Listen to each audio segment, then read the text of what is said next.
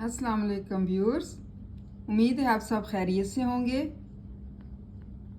आज हम पढ़ रहे हैं उर्दू ग्रामर में मुतरादिफ अल्फाज, मतलब मुतरादिफ अल्फाज किसे कहते हैं, इसकी तारीफ पढ़ते हैं। आज हम मुतरादिफ अल्फाज की तारीफ पढ़ेंगे कि मुतरादिफ अल्फाज किसे कहते हैं, ये इनसे क्या मुराद है। ऐसे अल्फाज हैं जो आपस में हम मायनी होते हैं, मतलब इनके एक जैसे मायनी होते हैं, लेकिन जब इनको लिखते हैं तो मुख्तलिफ होते हैं। मतलब लिखने में जो है वो मुख्तलिफ होते हैं, मतलब और लफ्ज़ होते हैं, लेकिन जब इसके मायनी देखते हैं तो वो एक जैसे होते हैं। तो इनको हम मुतरादिफ अल्फाज कहते हैं। मतलब उनकी मायनी जो हैं वो एक जैसी होती हैं, लेकिन जब लिखते हैं तो लिखने में मुख्तलिफ होते हैं।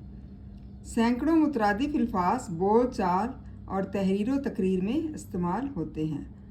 सैकड़ों हज़ारों जो है आप देख लें मुतरादिफ अल्फाज हमारी उर्दू ग्रामर में जो हैं वो बोल चाल में और तहरीर में लिखने में इस्तेमाल हो रहे हैं। मतलब बोलने चालने में और लिखने में, तकरीर वगैरह करने में इस्तेमाल होते हैं।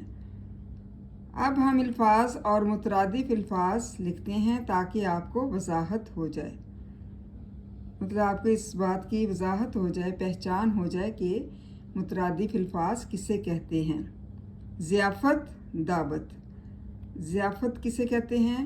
ज़ियाफ़त का मतलब भी दावत है और दावत का मतलब भी ज़ियाफ़त है। इन दोनों के मायने एक जैसे हैं, लेकिन लिखने में जो हैं वो अलग अलग हैं। तो उम्मीद है आपको मुतरादिफ अल्फाज की समझ आ गई होगी, तो इसको लर्न करें और जज़ाकल्लाह खैर। Thank you so much.